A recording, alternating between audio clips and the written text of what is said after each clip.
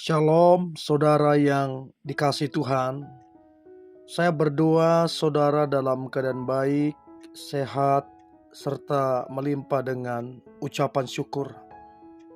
Firman Tuhan hari ini, apakah suami istri masih dapat bersatu di sorga? Sebelumnya, mari kita berdoa. Tuhan Yesus, terima kasih buat hari ini. Kami ada semua karena anugerah Tuhan, semua karena kebaikan Tuhan. Urapi kami Tuhan, supaya kami mengerti firman-Mu, terlebih kami menjadi pelaku firman-Mu. Dalam nama Tuhan Yesus kami berdoa dan mengucap syukur. Amin. Saudara yang dikasihi Tuhan, adalah sebuah kerinduan, adalah sebuah kebahagiaan apabila suami istri yang saling mencintai kemudian bersatu kembali di sorga. Namun yang menjadi pertanyaan, apakah suami istri masih dapat bersatu di sorga? Nah, pertanyaan ini sangatlah penting untuk diketahui supaya kita tidak salah dalam menilai. Nah, kalau kita baca Markus pasalnya yang ke-12, Markus pasal yang ke-12 ayat 19 sampai ayat 25. Nanti kita akan mendapat jawabannya di situ. Markus 12 ayat 19 sampai ayat 25. Guru, Musa menuliskan perintah ini untuk kita. Jika seorang yang mempunyai saudara laki-laki mati dengan meninggalkan seorang istri, tetapi tidak meninggalkan anak, saudaranya harus kawin dengan istrinya itu dan membangkitkan keturunan bagi saudaranya itu. Adalah 7 orang bersaudara. Yang pertama kawin dengan seorang perempuan dan mati dan tidak meninggalkan keturunan. Lalu yang kedua juga mengawini dia dan mati dan tidak meninggalkan keturunan. Demikian juga dengan yang ketiga. Dan begitulah seterusnya. Ketujuhnya tidak meninggalkan keturunan. Dan akhirnya sesudah mereka semua, perempuan itu pun mati. Pada hari kebangkitan, bila mana mereka bangkit, siapakah yang menjadi suami perempuan itu? Sebab ketujuhnya telah beristrikan dia. Jawab Yesus kepada mereka, "Kamu sesat, justru karena kamu tidak mengerti kitab suci maupun kuasa Allah. Sebab apabila orang bangkit dari antara orang mati, orang tidak kawin dan tidak dikawinkan, melainkan hidup seperti malaikat di sorga." Jadi ada satu statement, tidak kawin dan tidak dikawinkan, melainkan hidup seperti malaikat di sorga.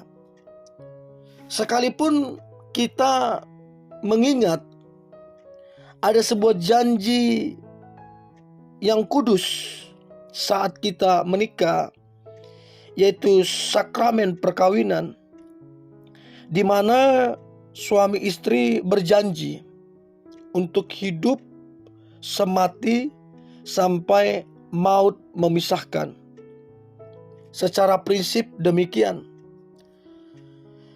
Namun yang perlu kita ketahui dalam sakramen perkawinan, suami istri harus menguduskan satu sama lain sehingga mereka dapat atau mencapai sorga yang disiapkan Tuhan. Mereka juga dipanggil untuk mendidik anak-anak, sehingga anak-anak juga dapat masuk ke dalam kerajaan sorga. Sakramen perkawinan menjadi gambaran dari persatuan antara Kristus dengan gerejanya. Nah, pada waktu kita masuk ke dalam kerajaan sorga, kita tidak lagi memerlukan sakramen, karena kita telah berjumpa dan bersatu dengan Kristus sendiri dalam persatuan yang sempurna dan abadi. Dengan demikian, pasangan suami istri tidak lagi memerlukan sakramen perkawinan di sorga. Bagaimana bentuk hubungan suami istri di sorga? Di sini tidak seorang pun yang tahu persis. Yang pasti firman Tuhan bilang di sorga tidak ada kawin mengawinkan. Tidak ada lagi yang seperti itu. Berarti suami istri tidak lagi melakukan hubungan jasmani. Karena persatuan dan kebahagiaan roh adalah lebih utama daripada kebahagiaan badani. Memang betul, saudara, apa yang dipersatukan Allah memang tidak boleh diceraikan oleh manusia. Namun kalau kita melihat sakramen perkawinan yang menggambarkan perkawinan kudus antara Kristus dengan gerejanya, maka hubungan suami istri di dunia yang terikat dengan dunia tidaklah diceraikan oleh Allah, namun justru diangkat derajatnya, sehingga setiap individu mengalami persatuan dengan Allah sendiri. Maka persatuan antara suami dan istri di surga adalah hal yang sempurna, hal yang abadi. Jauh lebih indah persatuan suami istri di dunia. Namun bagaimana jika salah satu pasangan terpisah? Yang satu ke surga, yang satunya ke neraka. Maka jelas ini akan terpisah selamanya. Yang satu di surga dan yang satunya lagi neraka. Dan jelas mereka tidak dapat lagi berkumpul. Setelah kebangkitan di akhir zaman, bagi yang berada di neraka, ia tetap berada di neraka.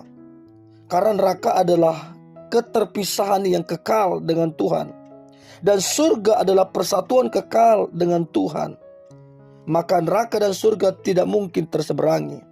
Dengan demikian saudara, suami dan istri tidak bisa berkumpul kembali kalau yang satu berada di surga dan yang lain itu berada di neraka. Jadi saudara, kata masih dapat bersatukah di surga, isunya bukanlah menjadi status suami istri. Bukan itu lagi isunya saudara. Sebab surga tidak lagi bicara tentang kawin. Tapi surga berbicara tentang antara Tuhan dengan umatnya. Bukan lagi secara badani. Jadi berkumpul di surga, iya.